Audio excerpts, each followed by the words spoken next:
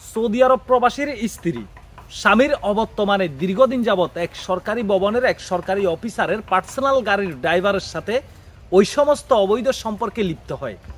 পরকীয়া প্রেম, তারপর থেকে ওই সমস্ত কাজে লিপ্ত। দিনের পর দিন স্বামী স্ত্রীর পরিচয়ে বিভিন্ন হোটেলে গিয়ে রাত কাটাতেন ওই প্রবাসীর স্ত্রী ওই ড্রাইভারের সাথে।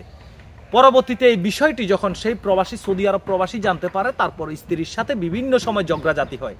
এক পর্যায়ে যখন তিনি জানতে পারেন তার স্ত্রী এখনো তার অবর্তমানে রাতের পর রাত ওই ড্রাইভারের সাথে কাটায়, কারণ স্বামীকে তার ভালো লাগে না, ড্রাইভারকে তার ভালো লাগে।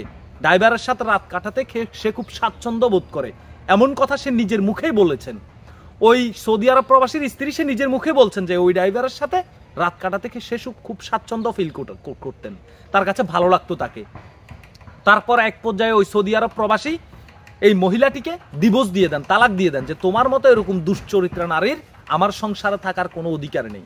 আমি বলি সেই প্রবাসীকে ধন্যবাদ জানাই যে এরকম দুশ্চরিত্রা নারীকে তার সংসার থেকে বের করে দিয়ে তাকে তালাক দিয়ে তার সংসার থেকে তাড়িয়ে দেওয়ার জন্য তাকে ধন্যবাদ। সে একটা সঠিক সিদ্ধান্ত নিয়েছেন ওই সৌদি আরব প্রবাসী, না হলে তার জীবনের সব কিছুই কিন্তু এই নারী হয়তো বা ধ্বংস করে দিত।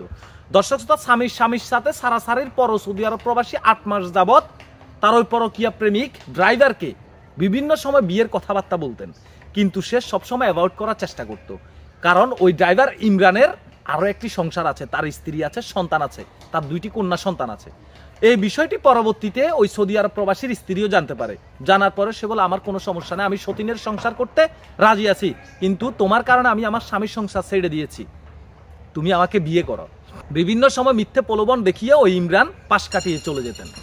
তারপর ওই মহিলাটি স্ক্রিনে থাকা এই মহিলাটি বুঝতে পারেন যে ইমরান তার সাথে চলনা করছে। ঠিক তখন ইমরান যেই সরকারি কার্যালয়ের গাড়ি চালাতো সেই সরকারি কার্যালয়ের সামনে গিয়ে ওই প্রবাসীর স্ত্রী বিয়ের দাবিতে অনশন করছেন। এটা জানতে পেরে ইমরান ঘটনাস্থল থেকে পালিয়ে যায়। ওই সৌদি আরব প্রবাসীর স্ত্রী বলছেন স্বামীর সংসারে থাকা অবস্থায় বিভিন্ন সময় সরকারি ভবনের যে গাড়ি আছে সেই সরকারি গাড়িতে করে ইমরান আমাকে বিভিন্ন জায়গায় ঘুরাতে নিয়ে যেত, তার মোটরসাইকেলে করে ঘুরাতে নিয়ে যেত। এমনকি একটানা 1-1.5 মাস 2 মাস পর্যন্ত প্রত্যেকটি রাত আমরা হোটেলে রাত কাটিয়েছি একসাথে, এক দিন এক হোটেলে। 2 বছর যাবৎ ওই সৌদি আরব প্রবাসীর স্ত্রী বলছে 2 বছর যাবৎ, 2 বছরের মধ্যে 2-3টা দিন ছাড়া প্রত্যেকটা দিনই আমরা দুজন একসাথে রাত কাটিয়েছি। এমন কোনো দিন নেই যে সে আমাকে ব্যবহার করেনি। তাহলে আমি কিভাবে তাকে ছাড়বো, কিভাবে আমি তার কাছ থেকে সরে আসবো? তখন সংবাদ মাধ্যমরা যখন তাকে বলছে যে যদি ইমরান আপনাকে বিয়ে না করে, তখন সে বলছে ইমরান যদি আমাকে বিয়ে না করে আমি এই সরকারি কার্যালয়ের সামনে থেকে জীবিত যাব না। কারণ ইমরানের বাড়ি হচ্ছে বরিশালে, এই মহিলাটির বাড়ি হচ্ছে কুষ্টিয়ায়। এখন এই মহিলাটির রাস্তায় পথে ঘুরতেছে, মানে আল্লাহর গজব নাজিল হয়েছে, আল্লাহ তাকে রাস্তায় ঘুরাইতেছে। এরকম দুশ্চরিত্রা নারীরা এভাবেই রাস্তায় ঘুরবে, শেষ পর্যন্ত তাদের স্থান হবে কোথায়? ওই জায়গায় পাটুরিয়া পল্লীতে, যেখানে ওই সমস্ত কাজ টাকার বিনিময় করা হয়, সেখানে তাদের স্থান হবে। আর এই সমস্ত দুশ্চরিত্রা নারীদের স্থান সেখানে হওয়াই ভালো আমি মনে করি। তবে এরা পয়দা হয় কোথায় থেকে জানেন? এই সমস্ত দুশ্চরিত্রা নারীরা যারা স্বামী এবং সন্তান রেখে অন্য পুরুষের সাথে স্বামীর অবর্তমানে স্বামীর সরলতার সুযোগ নিয়ে অন্য পুরুষের সাথে স্বামীর সংসারে থেকে তার দেহ বিলীন করে, সেই সমস্ত নারীদের সাথে এমনটা। আর এরাদের পয়দা হয় ওই সমস্ত নারীদের কাছ থেকে, মানে দুশ্চরিত্রা মায়ের গর্ভ থেকে দুশ্চরিত্রা নারীর জন্ম হয়। তাদের মাদের চরিত্র এরকম, মায়ের চরিত্র যদি ভালো হতো কন্যার চরিত্রও ভালো হতো, এটা বাস্তব সত্য কথা। এরা কোন পরিবার থেকে উঠে আসে? এদের কি মা বাবা নেই? তা আমি ওই প্রবাসীকে স্যালুট জানাই, সৌদি আরব প্রবাসীকে স্যালুট জানাই যে তিনি সঠিক সময় সঠিক সিদ্ধান্তটাই নিয়েছেন। জানার পরে চেষ্টা করেছেন ফেরানোর জন্য। যখন জানতে পারছে আরো বেশি রাত কাটাচ্ছে অন্য পুরুষের সাথে, ঠিক তখনই সে তাকে তালাক দিয়ে তার সংসার থেকে বের করে দেয়। আমি স্যালুট জানাই প্রবাসীকে, সে সঠিক সময় সঠিক সিদ্ধান্তটা নিয়েছেন। আর এই সমস্ত নারীদের সাথে আল্লাহর সৃষ্টিকর্তার তরফ থেকেই, কারণ সৃষ্টিকর্তা উত্তম ফয়সালাকারী, উনি সঠিক বিচারটাই করেন, ওনার পক্ষ থেকেই এদের জন্য এই সমস্ত আযাব নাজিল হয়।